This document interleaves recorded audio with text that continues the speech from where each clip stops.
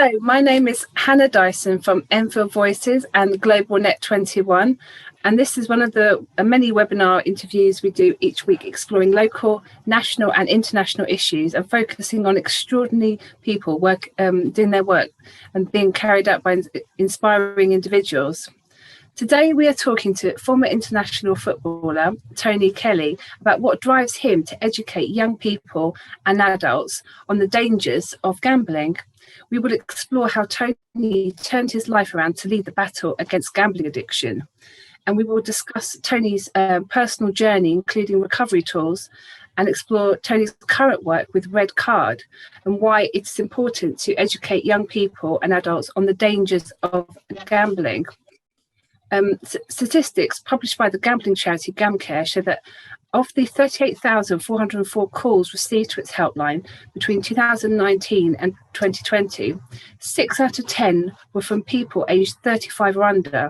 So this age group also makes more than half of those getting treatment, according to the National Gambling Treatment Service. And figures from the Gambling Commission from 2018 show that 1.7% of 11 to 16-year-olds in England, Wales and Scotland are classed as problem gamblers. So hi, Tony, and welcome to the webinar. Thank you very much for agreeing to be interviewed about this important subject. Evening, Hannah. Good to be here. I just want to correct you on one thing. In terms of international football, I didn't play for England, but the international element is obviously playing football in the UK and in Sweden. Well, I left school at 16. Generally, the footballer's journey is, you sign for an academy, maybe 10, 11 years old, get to 16, and then you'll either be given a scholarship, or in my day, because I am older than I look, in my day, it was a apprentice. So 16 to 18. And then you turn pro at 18 if you're lucky. So my journey was leaving school at 16, signing for Bristol City as an apprentice. But I was a little bit wild, unfortunately, as a 16, 17-year-old. And although I did create history in terms of becoming the youngest player ever to play for Bristol City's first team at 16 and 244 days, the future looked bright, but I was released actually from Bristol City at 17 because my, to be frank, my attitude wasn't quite right. And then I moved into what they call semi-professional football and signed for Dulwich Hamlet and played for local teams around here, such as Enfield Town, St Albans City and Cheshunt. And then I was fortunate to get another second opportunity to turn professional at 21 when I signed for Stoke City in the second division back in January 1990. And that was the start of my professional football career. But obviously, during that time, the gambling addiction kicked in, and obviously we're going to talk about that in more detail. I wanted to know, when did you first start getting into gambling? Did you start in a small way when you were playing football? Yeah, well, you started like many people, young people that start gambling. Lots of different reasons. The reasons from my day are probably they are different to today, why young people start gambling. So lots of various different issues, whether it's to cope with stress or cope with other issues, whether it's to do with poverty, whether it's curiosity, whether it's peer pressure. And obviously in today's life, we're talking about advertising and promotion, which is a big push for young people getting involved in gambling. For me, I was 18 years old when I signed for Dulwich Hamlet, and mine was a culmination of two things, I'd say. One was peer pressure. So I wanted to fit in. I wanted to have a sense of belonging. There was a group of older players that were doing football accumulators before the match on a Saturday. There was a bookmakers across the road called Mecca Bookmakers. Never forget it.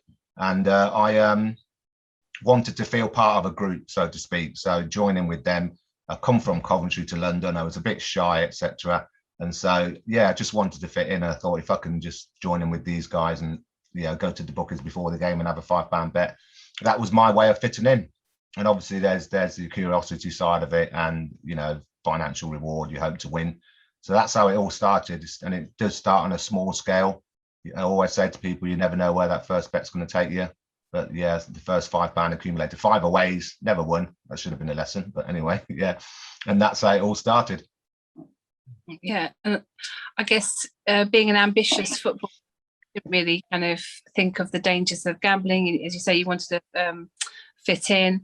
When was it a big problem? Was it after you left football? Did it get when you had the uncertainty of changing career, that type of thing? Well, it's interesting about careers and about money, etc. Because one of the things that is categorically true is that it doesn't really matter what you do for a living. It doesn't matter about your background or your status, whether I was a professional footballer or whether I was on universal credit or whether I was a university student. It doesn't. It's quite irrelevant. The gambling harm can be the same for each individual. So it started to escalate, like most people's gambling journey. It escalates, it creeps upon you, and then there comes a point where it starts to affect you on a daily basis. And by that I mean it consumes you basically. So for me, I started taking money out of my wages, and then borrowing money off friends and family. And then eventually you get to a point where what we call in the industry chasing your losses, because when you start accumulating debt, then obviously you want to get out of that debt. And the only way to get out of that debt is to gamble, continue gambling, because it's now consumed you. You're now in the grip of an addiction. So when I signed for Stoke at 21, although I wasn't an addict, I had a gambling problem, because those 3 years from 18 to 21, I was gambling. And so, yes, I had a lot more money when I signed for Stoke and became a professional footballer. I had a lot more money, but with that comes a lot more risk, because your layouts are bigger, and which means the losses are bigger.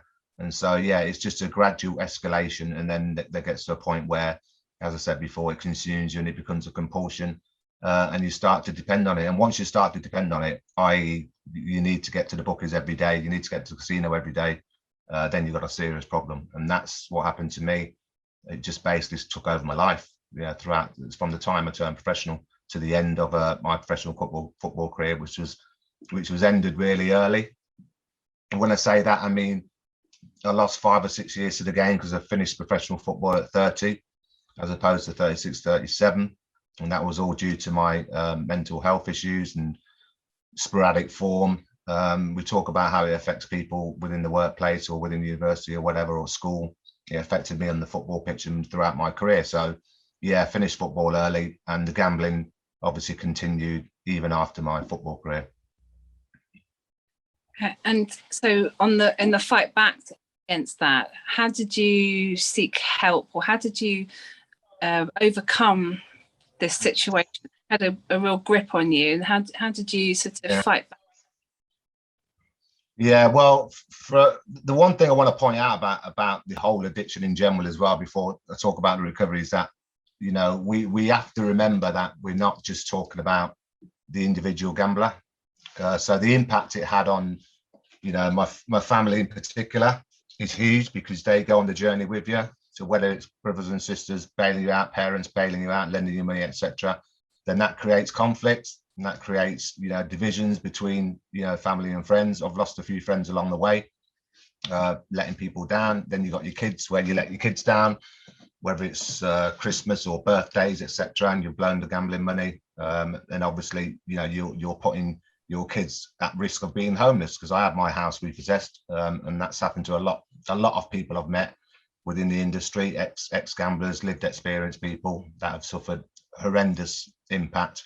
So yeah, there's a bigger picture. I think that's one of the things I want to make clear. There's a bigger picture. It's not just about myself and my gambling harm, but also those around me.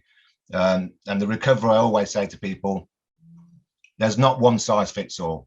It's as simple as that. Everybody recovers, whatever addiction it is, everyone recovers differently in their own way. Some things suit others. And obviously the first thing you've got to do is acknowledge you've got a problem. I think that's the hardest part. That is actually the hardest part, because as gamblers, we are continually in denial, and we stay in denial for many of us for years and years and years. And generally speaking, majority of problem gamblers will only acknowledge they've got a problem and seek help when they've hit rock bottom, and that's a real shame, because that's what generally happens. I don't want to go on. What did your family say at the time? Did they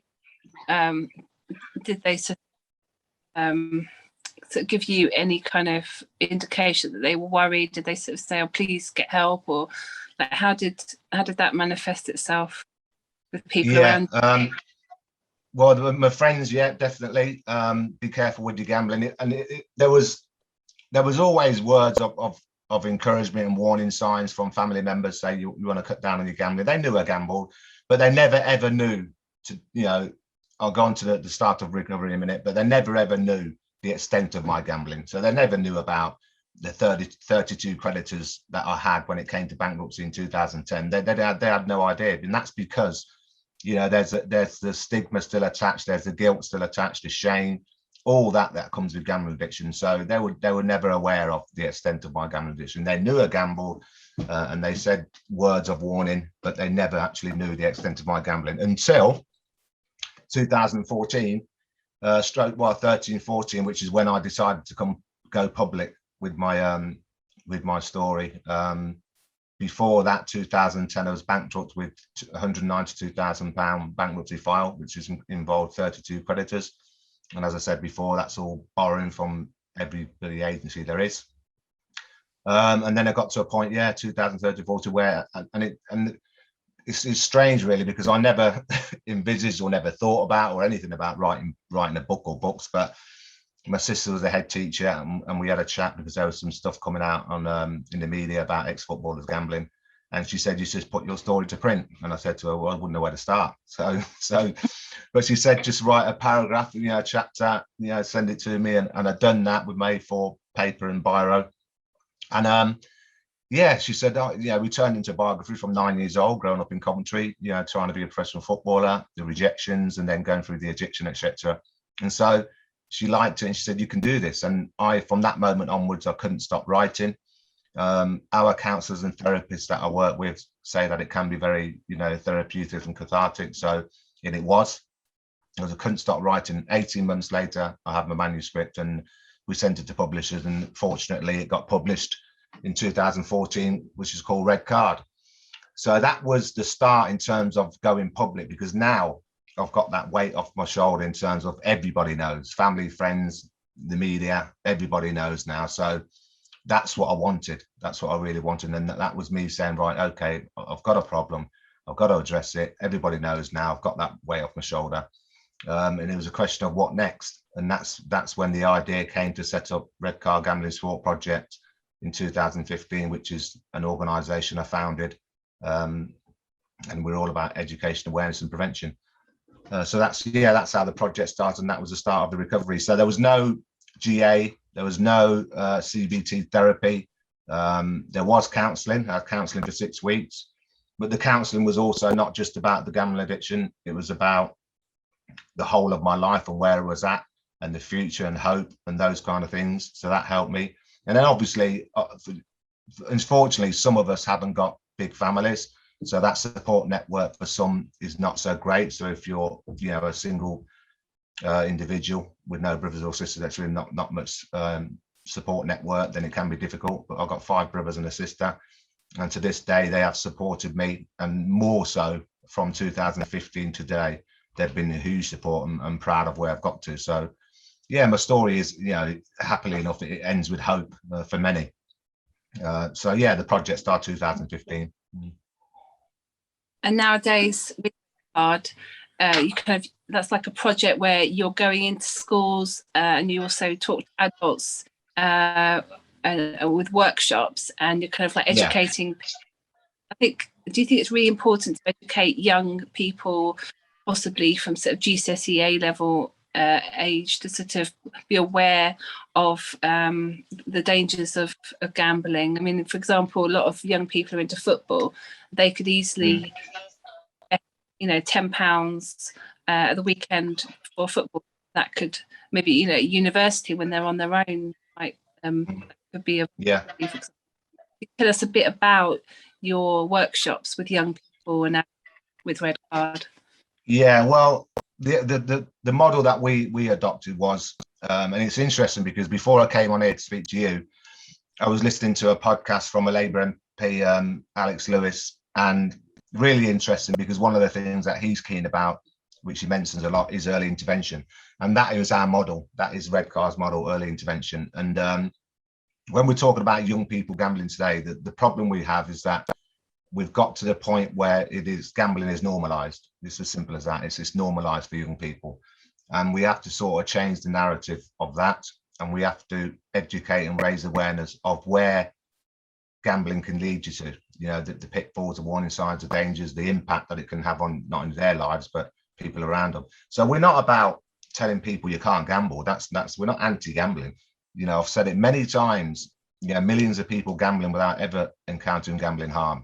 There's a social element to it, day out at the races, night out at the casino, so that's not what we're about. We're about intervention and educating people from young. You say about GCSE levels, and yes, we go into schools from 11 years old. We were in Surrey last week, Heathside School. We go all over the country. So we've got Birmingham, we're in Oldham 3 weeks ago. We go everywhere, and it's always from 11 years old upwards up to 18. Sixth form students we've got in a couple of weeks. So yeah, it's that age group, 11 to 18, is really, really important. And it's even more so important now because, yes, the figures are growing in terms of 65,000, 11 to 16-year-olds problem gamblers in the UK as we speak, and many more at risk. But the one thing that's crept into this industry is the correlation between gaming and gambling. And that's a big problem.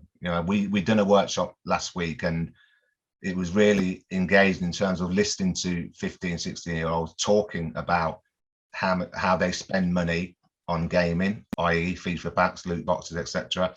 And so, but they don't actually realize it's gambling until we explain it to them. Where there's money spent in-game purchases and where there's a risk and reward element, it's classed as gambling. It's just that it's not officially classed as gambling by the Gambling Commission. And this is something that's going to change, I think, in the near future, particularly with the Gambling Act that has just Gambling Act review of 2005, which has just finished. The consultations finished on March the 31st. And two of the things in terms of young people that they're looking at is the loot boxes and the classification of gambling, and also the advertising and promotion of gambling, which is absolutely rife. And again, the young people, told us that the amount of advertising that they get on their phone, on YouTube and Instagram, etc.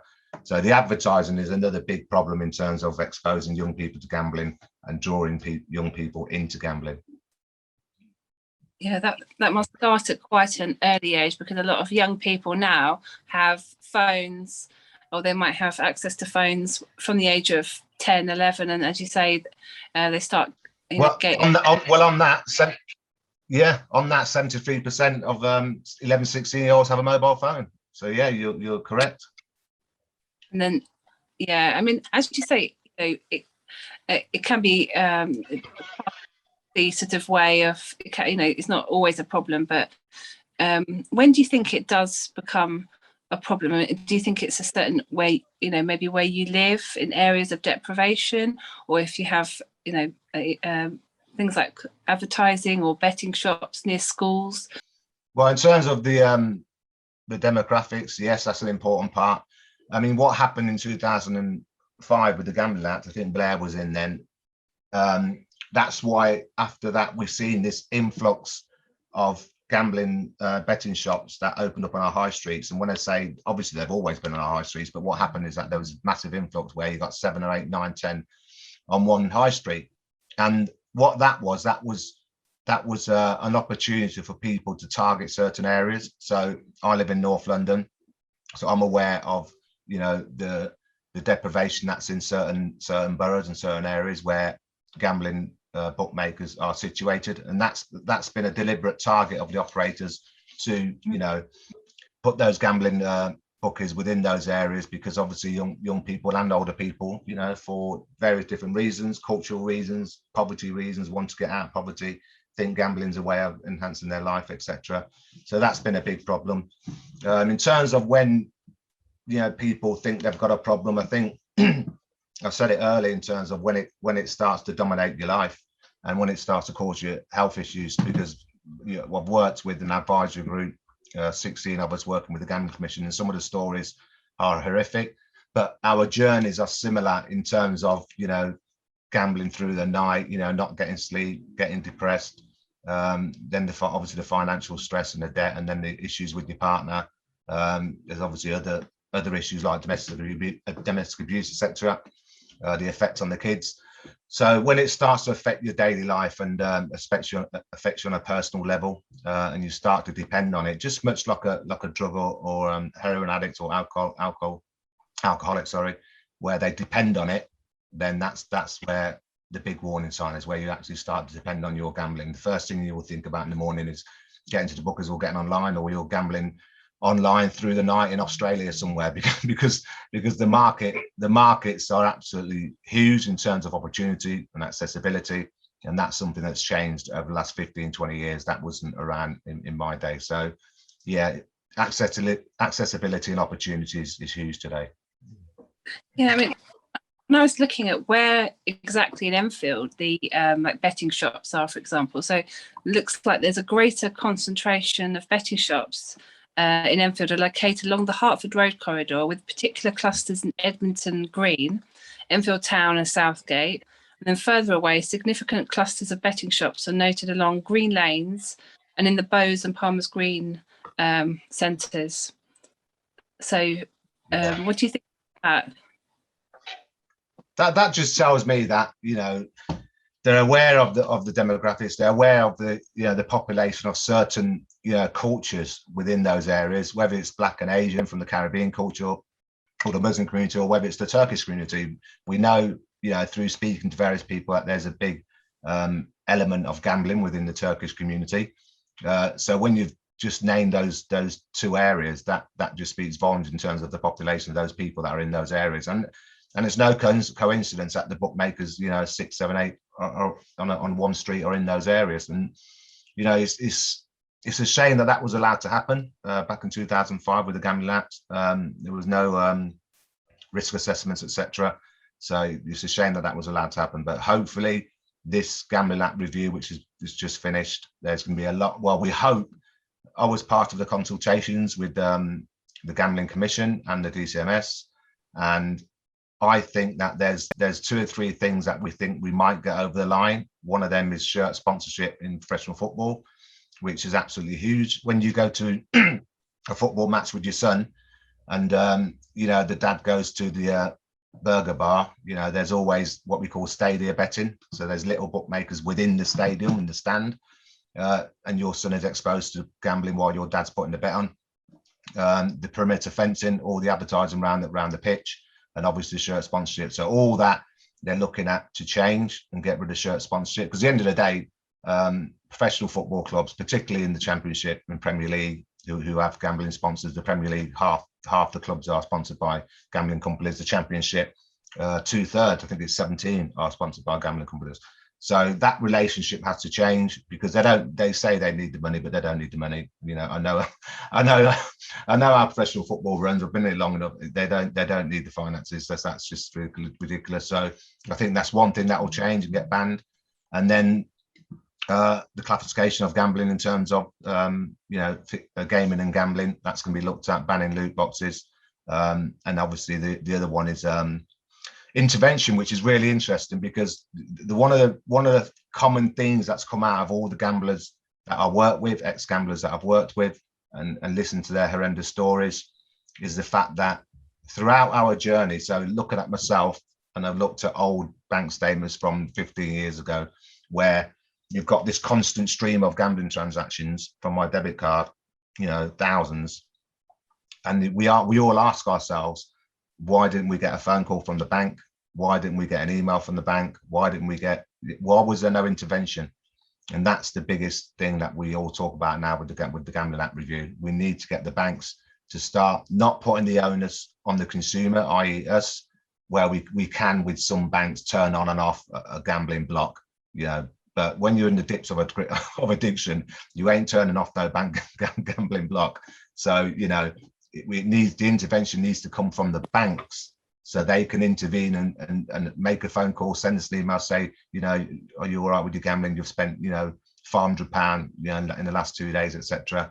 Those kind of things. So intervention from the operators and the banks is something that the Gambling Act review, there might be some changes there. And then the last one, just touch upon quickly, is VIP scheme, which people won't know what that is. So when you're gambling as let's say a high earner, so to speak. It could be anything, could be a footballer, could be a banker, whatever it is, and you're gambling, large sums of money. You'll be then invited to be a VIP, and what that means is that the operator, whether it's Bet365, William L. Labrador, whoever it is, will then basically give you incentives to keep betting, and free tickets at the football matches, free tickets at the races, hotel overnight stays, drop £1,000 in your bank account, free bets, you name it, they'll throw it at you as a VIP to encourage you to keep gambling. And we've heard lots of stories where one or two VIPs, I don't want to go too much into it, but one or two VIPs that we know personally have lost their lives to gambling addiction because they were bombarded with these enticements.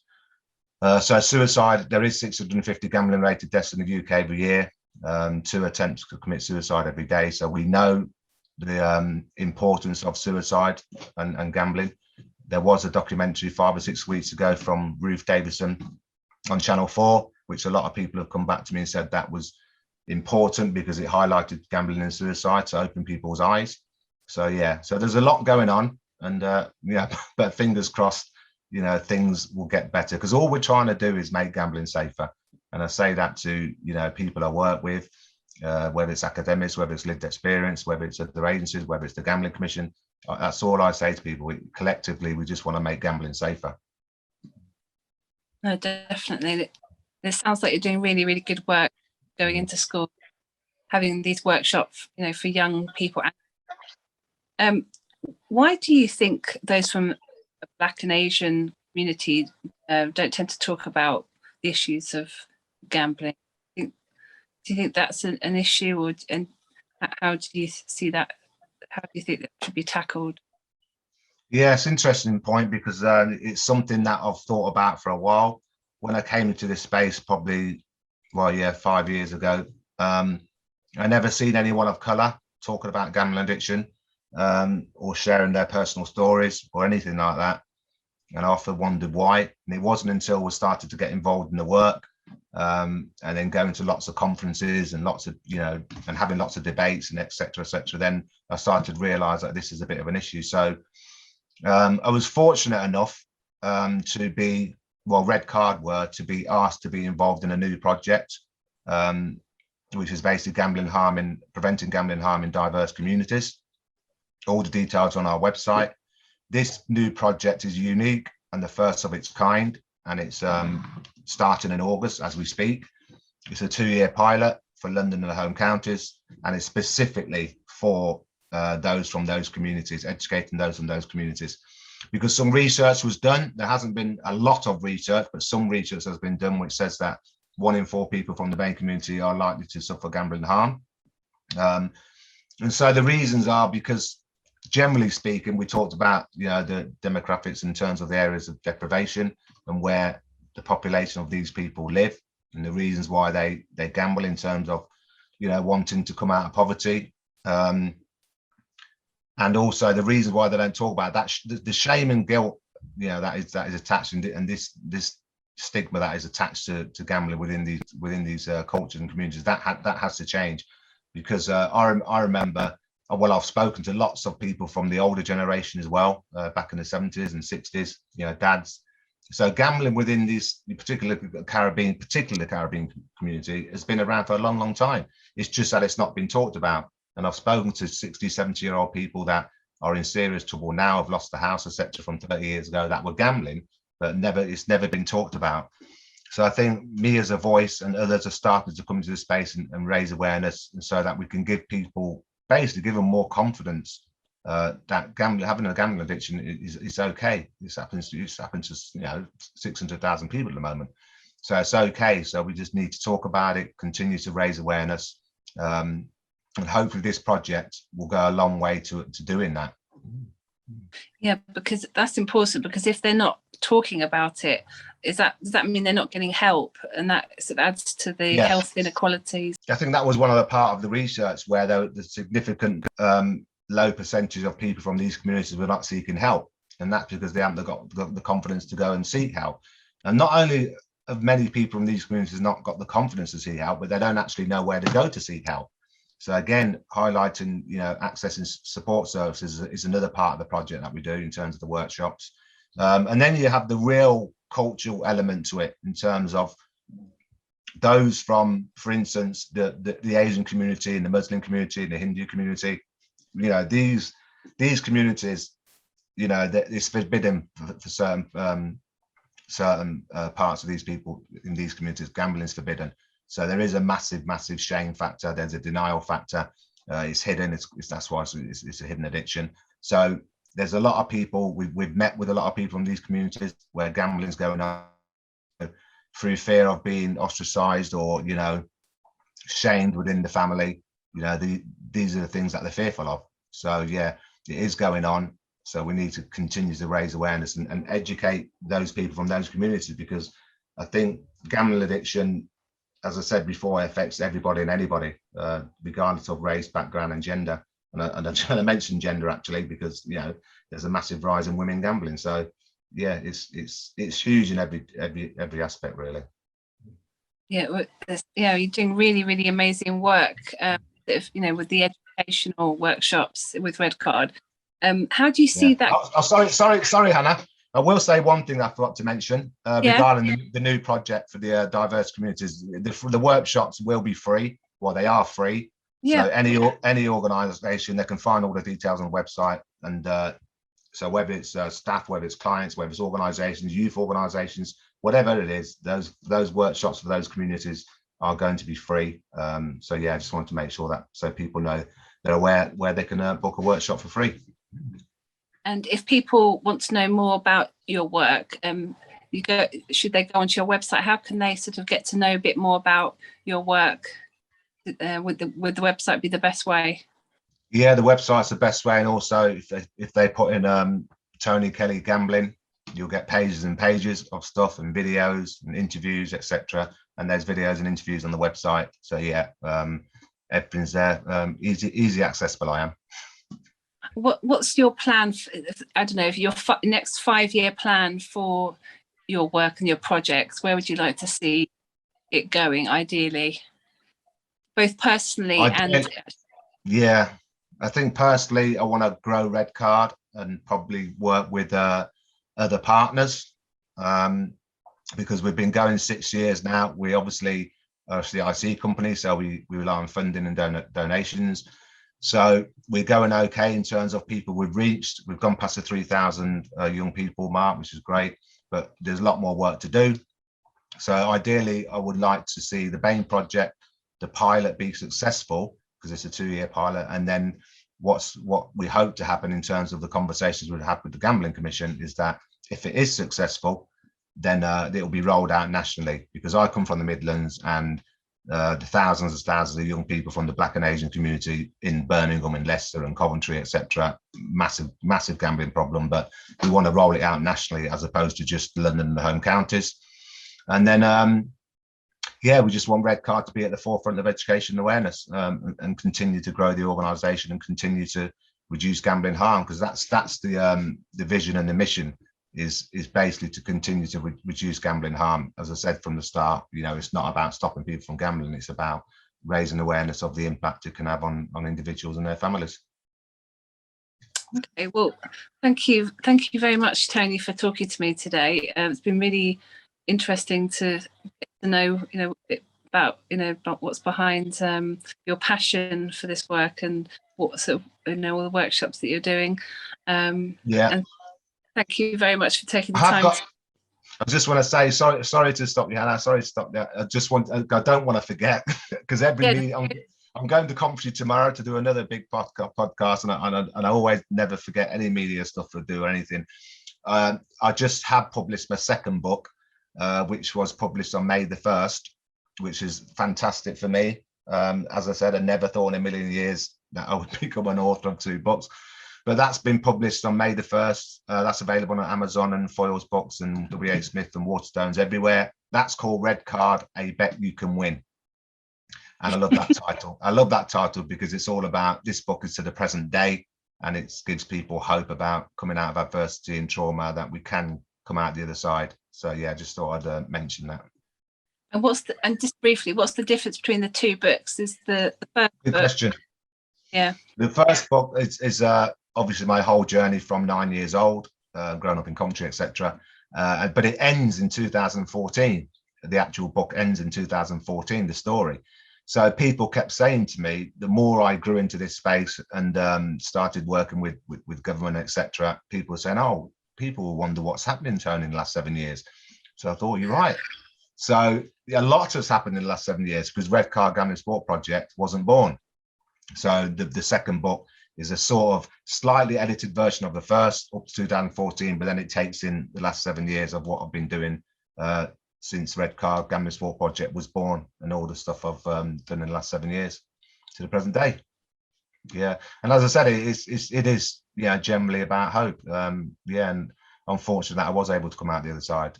So yeah, all is not lost. And that's why we've called this webinar, kicking out gambling addiction. You were literally, obviously, that was a big part of your life, kicking and playing football, kick the football. Yeah, exactly. Been to personally kick out your gambling addiction, but also have this. I think it has been on a real journey. I think it probably is. I think that because we talk about it with our groups and that you can always have a relapse. I think 2017, I think I had a little 200. I remember having a bet at £200, not £200, but £5, but turning into £200. And so everybody, I think, we talk about other addictions with alcohol and drugs and all that, and I think that is the danger, the relapse, and that's why part of our resources in terms of there has to be self-regulation as well as getting professional support. I told you I had my counselling. And I'm lucky I've got to a place where I am today, and I'm debt free, and I look after the organisation. I have to pay people and all that stuff, so I've got a lot of responsibility, and people have trust me now, which is great. So I've got to a good place, but you always have to be mindful that don't have a relapse. It could be anything that triggers it. It could be something personal in your life, a bereavement, and anything like that. So yeah, that's why we put our self-regulation tools in place in terms of blocking yourself from gambling apps and blocking yourself from bookmakers, all those kind of things. And everybody can do that.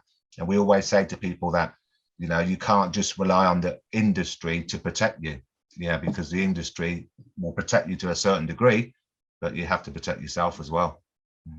No, definitely. Well, you're doing a fantastic job. And thank you very much for opening up and talking about this very, very important subject this evening, Tony. And thank you for your time. And we'll end this webinar now.